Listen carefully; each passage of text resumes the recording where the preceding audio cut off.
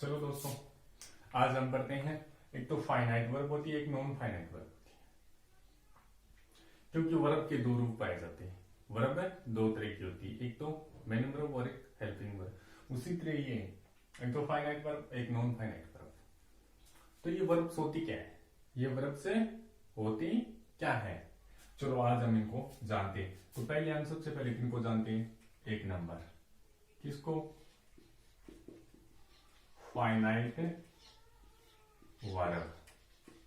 Finite verb, finite verb होती क्या है दोस्तों? ये वो वर्ब होती है, ये वो वर्बें होती है जो टेंस और सब्जेक्ट के अनुसार क्या हो जाती है, बदल जाती है।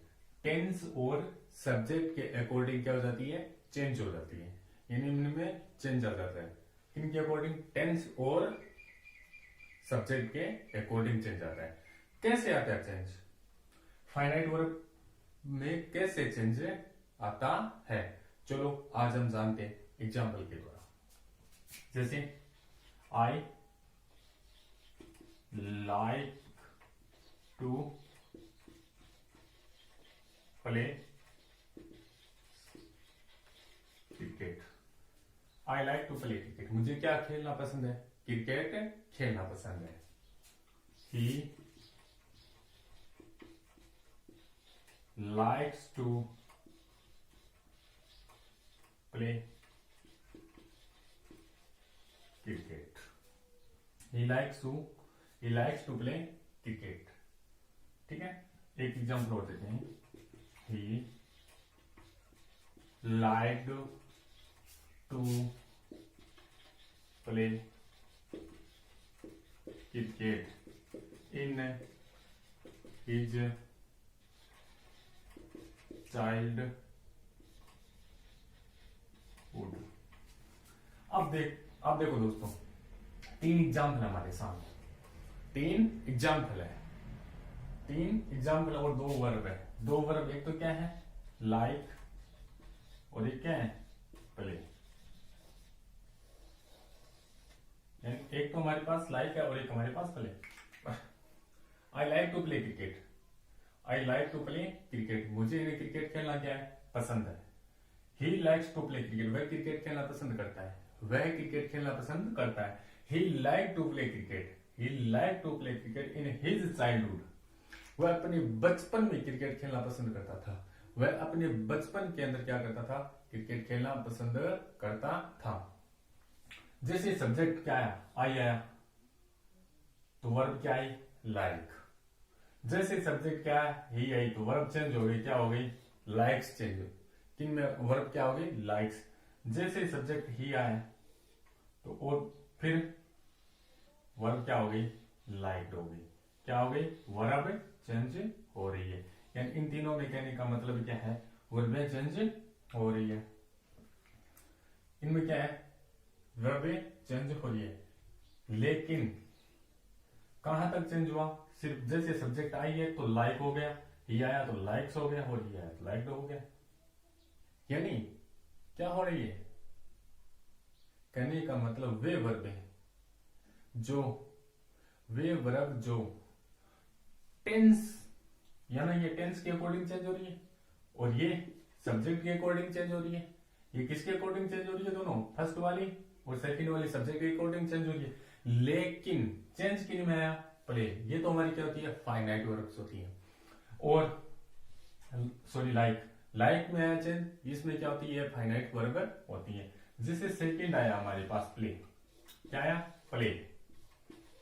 प्ले, जो ये प्ले आ रहा है इसमें कोई बदलाव नहीं है। सब्जेक्ट चेंज हुआ, वर्ब ये, सब्जेक्ट जब ये आया तो वर्ब ये आई, सब्जेक्ट ये आया यानी टेंस के अकॉर्डिंग ये आया, वर्ब ये आई।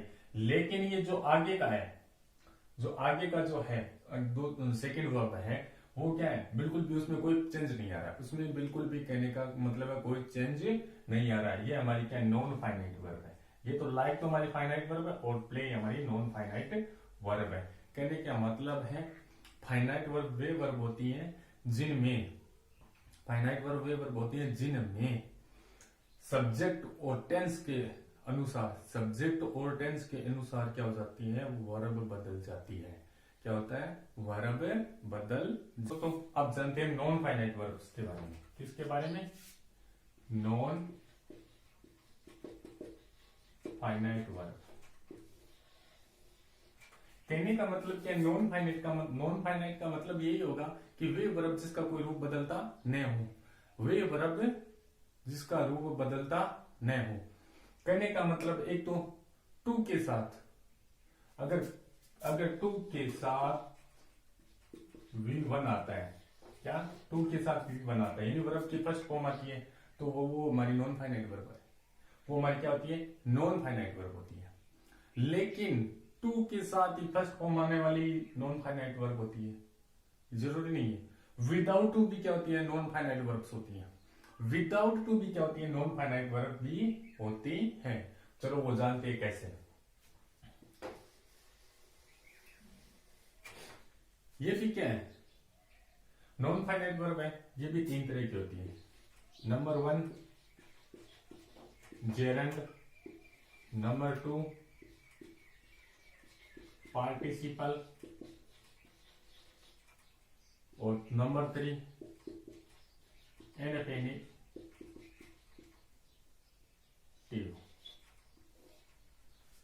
यानी एक नंबर पर क्या होती है, जेरंड होती है, 2 नंबर पर क्या होती है, पार्टिसिपल होती है, और 3 नंबर पर क्या होती है, इनफिनिटिव। यानी ये भी 3 तरह की होती है।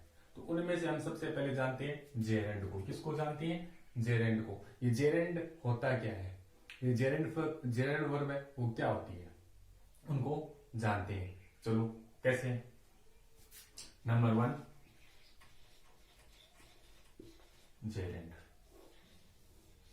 जेरंड और पार्टिसिपल वर्ब ऐसी वर्ब्स होती हैं क्योंकि इनकी जो हेल्पिंग वर्ब है वो हमेशा, पार्टिसिपल का मतलब समझ गए, V4 वर्ब की फोर्थ फॉर्म, और जेरंड इनमें ना थोड़ा सा हमें पता कब चलेगा, जब हम इसके जो सेंटेंस है और जो इसका जो सेंटेंस है उसका हिंदी अनुवाद करेंगे ना, तब पता चलेगा हमें। और कैसे पता चलेगा, चलो वो हम जानते हैं। वो कैसे पता चलेगा वो हम जानते हैं। किस प्रकार पता चलेगा वो हमें जानते हैं। किस प्रकार पता चलेगा, देखो जेरंड क्या होता है,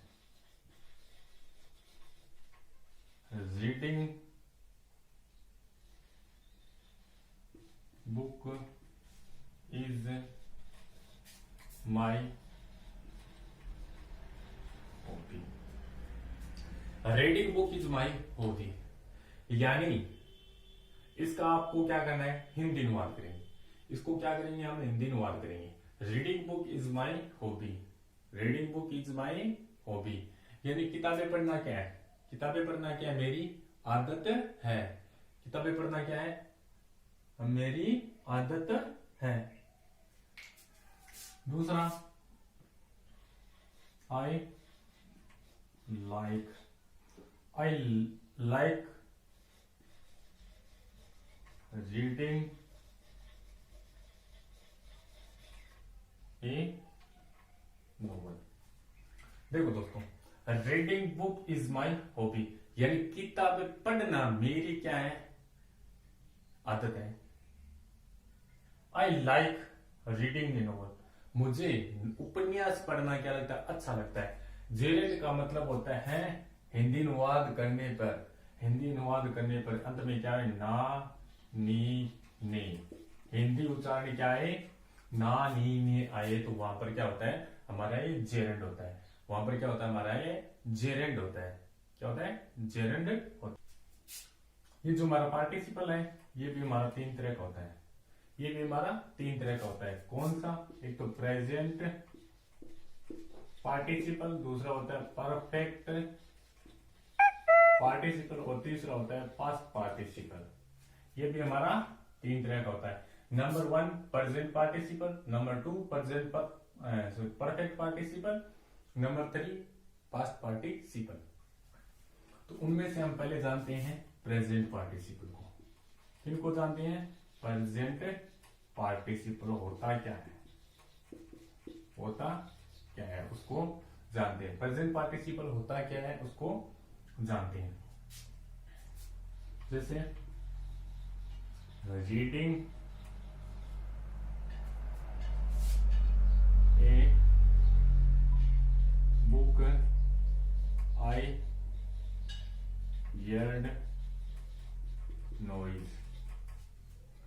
ऐसा मोहन, ऐसा मोहन रीडिंग ए बुक। देखो दोस्तों, अब आप कहोगे कि जेरेंड के अंदर भी आईएनजी आया और उसके अंदर भी आईएनजी आ रहा है, तो हम करेंगे क्या? मैंने वो बताया था आपको, जेरेंड के अंदर अगर जेरेंड के कोई भी सेंटेंस का, जेरेंड के कोई भी सेंटेंस का हम हिंदी अनुवाद करेंगे तो उस हिंदी अनुवाद में मुख्यतः लास्ट में क्या आएगा? हिंदी अनुवाद में ना नी ने आएगा, ना नी ने आएगा। जैसे reading a book, I heard noise, I heard noise. तो अब इसका जैसे हिंदी अनुवाद में किताब पढ़ रहा था तो मैंने आवाज सुनी, ऐसा नहीं होगा। जब मैं पुस्तक पढ़ रहा था, जब मैंने पुस्तक पढ़ते हुए, आई हियर्ड ए नॉइज, मैंने एक आवाज सुनी, यानी पुस्तक पढ़ते हुए आवाज सुनी। I saw Mohan reading a book, मैंने मोहन को देखा, क्या करते हुए देखा? क्या करते हुए देखा? मोहन को देखा था पुस्तक पढ़ते हुए ना, रीडिंग ए बुक। मोहन को देखा था, क्या करते हुए देखा था? रीडिंग ए बुक, यानी पुस्तक पढ़ते हुए देखा था। यानी जेरेंड और पार्टिसिपल सेम है। वर्ब की फर्स्ट फॉर्म में आईएनजी आ जाए तो कहने का मतलब जेरेंड नहीं होता है, अगर वर्ब की फर्स्ट फॉर्म के साथ आईएनजी तो पार्टिसिपल भी नहीं होता है। क्यों? मेन का जो डिफरेंस है वो कैसे पता चलेगा? जैसे हम हिंदी अनुवाद करेंगे, जैसे हम हिंदी अनुवाद करेंगे। क्यों? लास्ट वाले पे हमने एक सेंटेंस लिखा था, किसके अंदर? जेरेंड के अंदर। जेरेंड के अंदर हमने क्या सेंटेंस लिखा था? जैसे reading books is my hobby, यानी किताबें पढ़ना क्या है? मेरी आदत है। यानी किताबें पढ़ना क्या है? मेरी आदत है। और उसने किताब पढ़ते हुए आवाज सुनी और मोहन को देखा, क्या करते हुए देखा? पुस्तक पढ़ते हुए देखा। कहने का मतलब पार्टिसिपल जब भी कभी पढ़ोगे, जेरेंड का मतलब है जब हिंदी वाक्यों के अंदर नानी ने आए तब वहां पर क्या होगा? जेरेंड होगा। अब करते हुए, करते हुए, अगर करते हुए नाम आ जाए, शब्द आ जाए हिंदी उच्चारण में, तो क्या होगा? हमारा पार्टिसिपल होगा। कौन सा? प्रेजेंट पार्टिसिपल होगा। चलो अब हम इसका दूसरा अगला वाला पार्ट जानते हैं। चलो दोस्तों, अब जानते हैं अगले परफेक्ट पार्टिसिपल को। परफेक्ट पार्टिसिपल का मतलब होता है जब कहीं भी, जब कहीं भी हैविंग प्लस वी थर्ड दिखे, हैविंग प्लस वी थर्ड दिखे, यानी वर्ब की थर्ड फॉर्म, हैविंग के साथ क्या दिखे? वर्ब की थर्ड फॉर्म दिखे, तो वहां पर कौन सा होगा? परफेक्ट पार्टिसिपल होगा। क्या होगा? परफेक्ट पार्टिसिपल होगा। यानी कहने का मतलब क्या है? हैविंग के साथ वर्ब की थर्ड फॉर्म। और इसका हमें जब इस वाक्य का हम हिंदी अनुवाद करेंगे तब कैसे पता चलेगा हमें कि ये परफेक्ट पार्टिसिपल का है? कैसे? देखते हुए या के बाद, यानी देखते हुए या देखने के बाद, के बाद या देखते हुए। कैसे? Having scene A movie I slept, having scene A movie I slept, कि मैं मूवी देख कर या मैं मूवी देखते हुए, यानी मेरी कहने का जो मतलब हो समझने की कोशिश करना। यानी मूवी देख कर या मूवी देखते हुए मैं सो गया था। यानी कहने का मतलब है मैं मूवी देख कर या मूवी देखते हुए सो गया। ठीक है, बहुत ही आसान है, बहुत ही इजी है। जब किसी टेंस के सेंटेंस के अंदर, यानी कहने का मतलब है जब किसी सेंटेंस के अंदर हैविंग प्लस वर्ब की थर्ड फॉर्म दिखे, हैविंग प्लस वर्ब की थर्ड फॉर्म दिखे और इसका हिंदी में अर्थ आता है करते हुए, करके या देखते हुए मैं सो गया, करके या देखते हुए सो गया, तो वहां पर क्या होगी? वहां पर क्या होगा? परफेक्ट पार्टिसिपल होगा। और उसके बाद अगला है हमारा कौन सा, अगला बचा है हमारा पास्ट पार्टिसिपल। कौन सा बचा है, पास्ट पार्टिसिपल बचा है। यानी कहने का मतलब है जो कि पास्ट पार्टिसिपल का मतलब ही क्या होता है, वर्ब की थर्ड फॉर्म। यानी कहने का मतलब है इसका मतलब ही होता है V3। इसका मतलब ही क्या होता है, V3 होता है। किसका, पास्ट पार्टिसिपल का। किसका मतलब, पास्ट पार्टिसिपल का भी मतलब क्या होता है, V3 होता है। V3 होता है। कैसे होता है, और इसका हिंदी में क्या मीनिंग निकलेगा, इसका हिंदी में मीनिंग निकलेगा कि this is my seen movie. देखी हुई मूवी है मेरी, हुई या हुआ, हुई या हुआ, हुई या हुआ। This is my seen movie, this is my seen movie, यानी ये मेरी देखी हुई मूवी है। यानी कहने का मतलब है कि ये मेरी देखी हुई मूवी है। यह था हमारा दोस्तों पास्ट पार्ट। तो अब हमारा लास्ट इन्फिनिटिव। इन्फिनिटिव का मतलब है कि जब भी हम टू के साथ V1 देखते हैं, टू के साथ क्या देखते हैं, V1 देखते हैं, तो हमें क्या लगता है कि ये क्या है, इन्फिनिटिव है। ये जरूरी नहीं है कि टू वाला इन्फिनिटिव, विदाउट टू भी इन्फिनिटिव हो सकते हैं, विदाउट टू भी इन्फिनिटिव हो सकते हैं। चलो कैसे हो सकते हैं, किस प्रकार हो सकते हैं, उनको हम जानते हैं। जैसे I like to play cricket, I like to play football, to walk is a good exercise, to walk is a good exercise. यानी वो करना कि एक अच्छा व्यायाम है, और मुझे क्या खेलना पसंद है, फुटबॉल खेलना मुझे पसंद है। ये देखो टू के बाद में क्या है, वर्ब की फर्स्ट फॉर्म है। टू के बाद में क्या है, वर्ब की फर्स्ट फॉर्म है। यहाँ पे भी टू के साथ क्या है, वर्ब की फर्स्ट फॉर्म है। ये तो क्या है, तो हमारा इन्फिनिटिव है। अब और जो सेकंड है हमारा, कैसे, विदाउट टू के इन्फिनिटिव कैसे हो सकते हैं, विदाउट टू के इन्फिनिटिव कैसे हो सकते हैं, उनको जानते हैं। किस प्रकार हो सकते हैं, I can solve your problem, she had better go to home now, I would die rather than beg, let him play cricket, open the door, please open the door, और डोंट ओपन द डोर। तो चलो जानते हैं उनको किस प्रकार हो सकते हैं। बाद में क्वेश्चन, जब मॉडल के साथ, मेरे कहने का मतलब समझना, जब मॉडल वर्ब के साथ क्या हो जाए, वर्ब की फर्स्ट फॉर्म आती है, तो वो भी क्या होता है, इन्फिनिटिव होता है।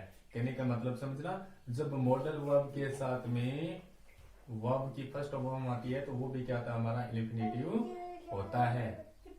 वो क्या होता है, हमारा इन्फिनिटिव होता है।